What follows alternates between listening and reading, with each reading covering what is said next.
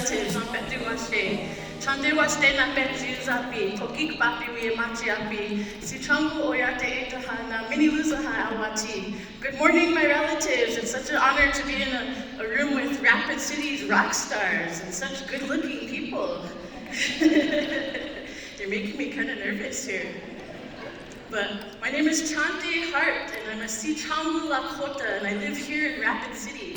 And like I said, it's just an honor to be up here, and it's an honor to be on the same lineup as some of these speakers. Let's give our last speaker another round of applause. So like I said, it's an honor to be here with CultureCon and the Black Hills. And I know you probably have a lot of questions, like what the heck is CultureCon anyway? And who is this lady standing up here talking to us? And who made her ribbon skirt? No. I have all those answers in my talk today. So I was wondering that myself. The first time I went to CultureCon in Sioux Falls, and I had no idea what I was getting myself into. I was just like, oh yeah, cool, CultureCon, let's go. I'm always up to trying new things and going to new events and learning new things and taking advantage of the opportunities that are given to me. So I attended CultureCon in Sioux Falls, and CultureCon is about embracing and uplifting and elevating the culture in Rapid City. Not only in Rapid City, but in your workplace, in your homes, in your families. It's also about networking and learning from each other, and also having fun while doing it and having a good experience, but also looking good while you're doing it too, right? So it's a really honor to have CultureCon here in the Black Hills, and I commend all of the organizers here. Give them a round of applause too, because they put in a lot of hard work for this to happen. So like I said, CultureCon is a good way to bring people together and to embrace and uplift our culture, because it's important. We have so many cultures here in Rapid City, and we have a lot of people that are here on our indigenous homelands of Rapid City too. The Black Hills is such a beautiful place for us to live in, and we're really lucky to live here and work here and raise our families here in such a beautiful place. But I wanted to explain to you kind of the history and the homelands of the people that have lived here for thousands of years. Well, first of all, again, my name is Cante Heart. My name is Cante. Can you guys say Cante? So you just said heart in Lakota. So you'll be learning a lot of Lakota words throughout my talk here. You didn't know that, that's a little plus. But Cante means heart, and my name is Heart, so it's heart squared. So I have a lot of heart to give, and a lot of love to give. I was actually born Cante Harden, but my parents broke up. That's a whole nother story, and my mom changed my last name to Hart. So I became Cante Heart. I wasn't born Cante Heart, but that's a whole other story too, and we'll get to that too. But I'm the executive director of He Sapo OTP. That's my current role. I wear many, many hats. My first role is being Lakota and being a woman, and that's something I can't change. So I embrace it, and I try to teach others about our culture and about what it means to be Lakota, but also what it means to be a Lakota woman living in the Black Hills here in Rapid City, living in the United States, living in this world, in this society that we're forced to live in. Like I said, my current role is bringing a community center to Rapid City, and all of the hats that I've worn, all of the work that I've done so far has led me to this very position. Why I'm standing here talking to you. Again, you're probably like, who is this lady? My name is Cante Heart. I'm a mother of 3 daughters, and that's my biggest accomplishment, is being a mother. How many mothers and parents do we have in the room today? But yeah, give yourselves a round of applause, because it's hard work being a parent, and I'm still learning too. And we learn with our children, we learn as we go, and we learn from them as well. And so our children in Lakota, we call them Wakayaja, because they're sacred beings, and so we need to treat them as such. But so anyway, back to why I'm up here. I was asked to come and speak to CultureCon because I'm a community organizer, and I love bringing the people together, like today. And so what a fun day to have with all these cool lights, and CultureCon is really setting the tone of what a conference should look like, right? And I was really amazed too when I came in, like what a cool thing to do. And so this is gonna be the first annual CultureCon, and it's gonna be here every year. So I want all of you guys to stay in touch with Let's Think 3D, because they do a lot for our people and I learned a lot from them. But yeah, they're really setting the tone of how a conference should look, and so I'm really honored to be up here. So since I have all of you in the room, I would like to take advantage of this situation and put you all to work. So what I want you to do right now is I want you to acknowledge everyone at your table, however you feel comfortable. Shake hands, do a nod, or fist pump, or if you know people at your table, give them a hug. But at this time, I want you all to acknowledge each other. If they don't want a hug, don't give them a hug. Give a high five, do what you gotta do. And hello to all my relatives and friends out there. I see some of you. So as we're acknowledging each other, we acknowledge our organizers, we're acknowledging each other, because it's always important to acknowledge each other. That's a big part of being a stand-up person, just being a human decency is acknowledging each other. And that can go a long way. And so every time you see each other, I want you to acknowledge each other, even if it's just a, or if it's a, you know, or it's always important to acknowledge your relatives, acknowledge your neighbors, acknowledge each other. It's just a big thing that I think goes a long way.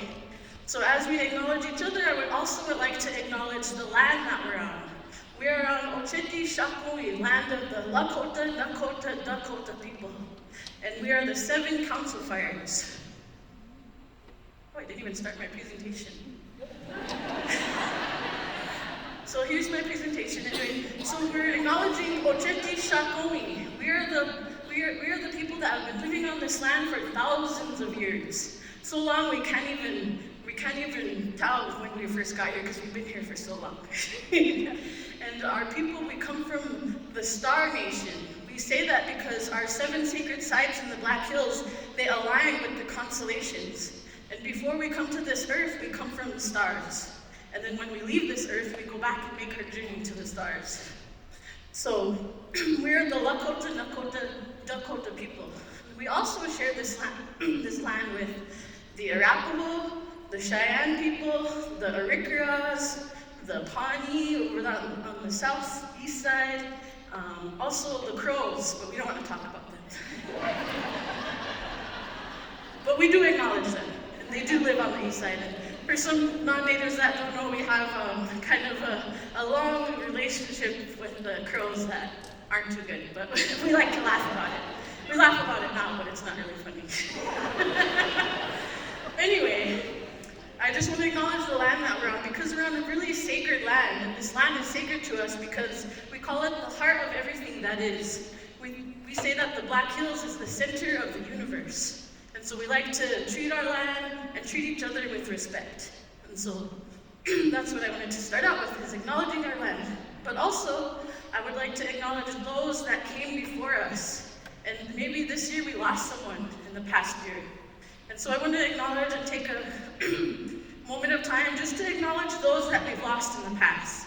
Those that have gone before us. Maybe we lost a family member, but let's take a quick moment to think about the good times and the best thing about the people that we lost, and also our ancestors. So just take a quick moment to think about those who have passed on.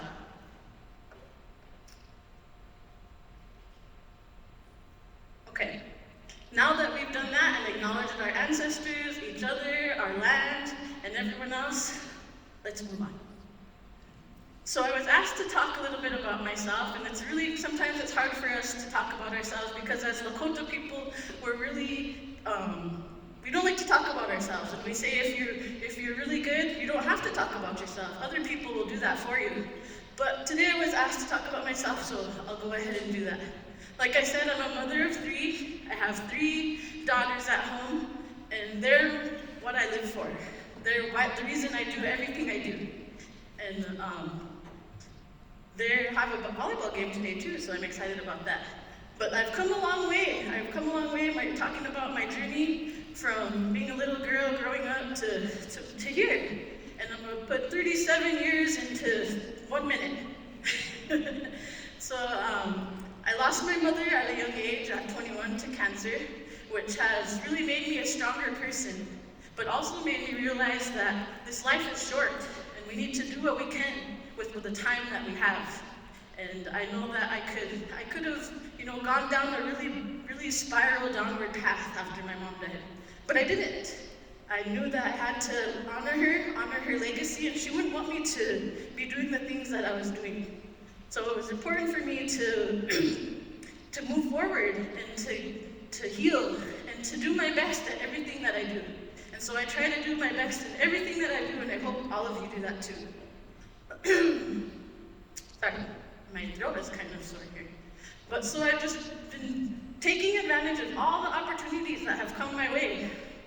From running for city council, to being a mother, to community organizing.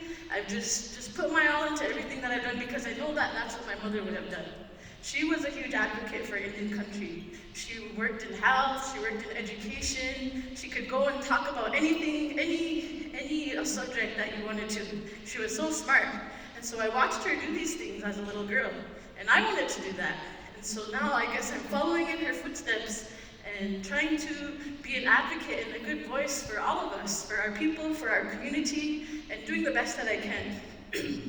I remember when I was a little girl, I would follow her around and she'd be at her presentations, and I remember she said she was standing up there talking, and she said everyone was laughing at her, and she was like, I wasn't that funny, was I? And here she said I was looking down and I was in her skirt and I was peeking out at people. But I grew up going to these conferences and these speaking engagements and watching her, and so now I know what to do. And so I do the same thing with my daughters. But I'm really trying to follow in her footsteps because I traveled with her all over the world. I went all over to all kinds of different conferences, and my aunties used to call me a conference baby because I went to so many. But so I'm trying to live my best life and trying to make her proud, but not her proud, but my parents proud. I come from a strong family, a family of warrior women, and I come from the Feather Necklace Tiwahe. And shout out to all of my family members that are out there. My Lakota name is Kokikpapimi, and I was named this. Kokikpapi means they're afraid of her. And it's not because I'm real scary looking and I'm real mean, but it was because when I was a little girl, I was like a little grandma. I was like, hey, you shouldn't be smoking, and hey, you shouldn't be doing that. So I was acting like a little grandma and telling people, what they should and shouldn't be doing. And so they named me They're Afraid of Her. And later on, we found out that Crazy Horse had a daughter that died from SIDS, and her name was Kokikpapimi. So I think that everything is meant to be, and we didn't find this out till later. So yeah, that's my Lakota name, and I try to live in a good way and try to use my voice for the better. And that's how I came to where I'm at, because I'm always using my voice for the better. My voice isn't working right now, but so another way this is how I came to be is living with my Lakota values and being a good relative. Well, what does it mean to be a good relative? And why do you have to be a good relative if your family isn't good to you? I was always asking these questions, but it's because we're Lakota and we try to live in a good way. These are all of our Lakota values. And one thing for sure is that Lakota people, we're not homogenous thinkers. We all think differently. We're all different. I think that's something that people think that we are. We all think the same because we're Native. No, we're all different. We were all raised differently. We're not homogenous thinkers. We have our own opinions. Each family has different values, different traditions. We're all different. So I think if people understand that, that's one thing about us, then I think it could go a long way. So these are our Lakota values.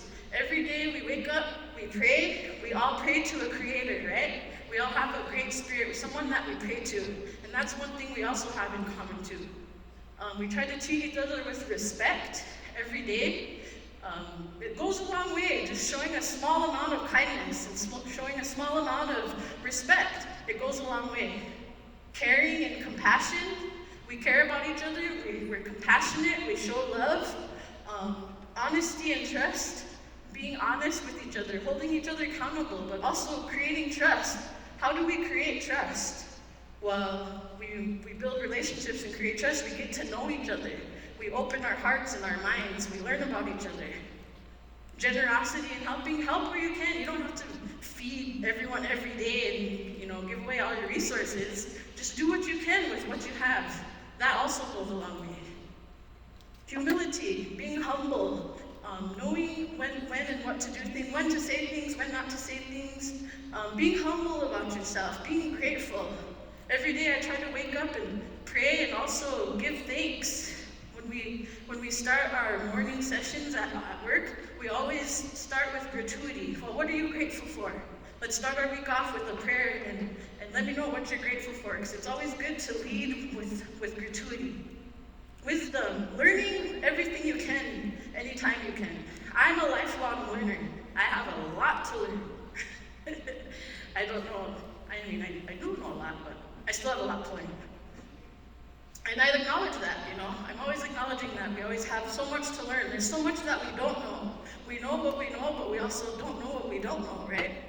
So we're always learning every day. So these are just the values of Lakota people that we try to live by every day. And sometimes, I know some of you have these same values too. So we have a lot more similarities than we do differences. So this is also how I came. This painting is by my dad, Travis Harden. This is how I became to where I'm at, is community organizing. I didn't even know I was an organizer. I was like, oh, that's what I do. But in 2014, I went to a Native Organizers Alliance training, and they taught me about all these things, all these tools to make change in your community. And I was like, wow, I'm actually doing that. And I want to do that, and I want to continue to do that. So I've been trying to make change in our community because there's so many ways that you can. And one of the ways is just showing up, just being here. I think everyone in this room that's here, we all want a better community. We all want a better future for our families, for the Black Hills, for our futures, for our future generations. And so that's something we all have in common in this room right now. And I want all of you to give yourselves a round of applause for being here today and taking a step forward.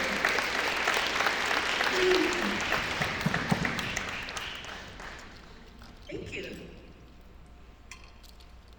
Okay. So anyway, I wanted to talk about the importance of using your voice for the better. And I've always used my voice for the better. I was always taught to stand up for your people, speak for those who cannot, and do what you can for your people. When I started out, I wanted to be a nurse because my mom always said, do what you can and help your people. Well, how do I do that, And so I remember sitting in IHS. We're always sitting in IHS for a long time. I don't know why. And I was like, geez, this is such a long line. We're always sitting here, I was like, maybe I should become a nurse so I can make this line go faster. So I went to nursing school. And that's how I thought I could help my people.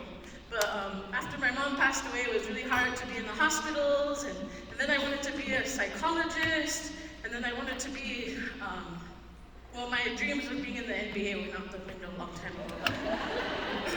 Then I didn't know what I wanted to be, I still don't, but I knew that I wanted to help my people. So I'd always just show up, go to community meetings, be nosy, ask questions, and try to help my community, find out what's going on.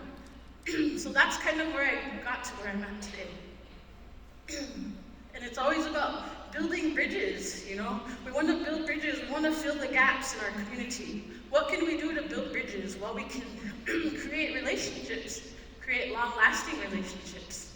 And that's how I've, came to where I'm at. So when I started getting involved, I started going to these community conversations here in Rapid City because there was a lot of racial tension, and there's kind of been a lot of racial tension going on. But I think it's up to us as a new generation to create new relationships, because it doesn't always have to be that way. So it's up to us as a new generation to create new relationships, create long-lasting relationships, collaborate, meet each other. Because I think that's what is missing, is that we don't know about each other. And so what has come of these community conversations is that there isn't a place for our people to have wakes and funerals. There isn't a place for us to gather, a place like this, and this is a really nice place. I'm really honored to be in this place too. But there isn't a place for us to have our cultural events. And this has always been an ongoing issue throughout the years. It's always come up in our conversations as a positive solution, because we're always looking for positive solutions for our community. And this is one ongoing issue that always comes up, is we don't have a place for us. And so myself and 6 others, we're all volunteers, we came together and we started meeting monthly for, I think, the past 7 years now. And we've had our ups and downs. We've even lost a couple of our members who passed away. And so in their honor, we decided to keep going, keep moving, because we had to do this for our people. And also, being Lakota, you make decisions 7 generations behind and ahead of you. And so you're always thinking about the past generations and the future generations. So for us, we needed a place, so we got together, we kept moving, we kept working together, and we finally got a deep dive grant to get our community center started. And so I transitioned from a working board to an employee, and now we have 2 employees, we have an office now, and now we're working really hard to bring a community center to Rapid City. And I need all of your guys' support and encouragement too, because we can't do this without our community. And we need all of your input. We're gonna have many community visioning sessions for you to come to, and I invite all of you to join us to make this happen, because we need this for our community. Oh, you can go to the website too if you want to learn more about us. But so I just want to thank you all again for listening to me, and I want to end with a quote from my Unji Bev. She said, "We need to learn about each other and appreciate each other." Because we need to learn about each other, because it goes a long way. We don't know each other. Maybe that's why we don't get along. Let's just put out a helping hand, come together, acknowledge each other, wave, smile. It goes a long way. So I just want to leave you with that. And then also, I want to honor all of you for being here again. And so at this time, I would like to have my dad come up to sing an honor song for all of you. Because I know all of you want a better environment, a better community, and that's why you're all here. And I thank all of you for listening and being here today. So, pila mai aye, wo pila tanga.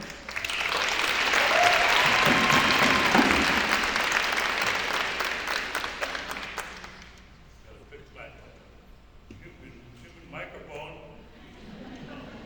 Well, I just want to sing an honor song and thank all of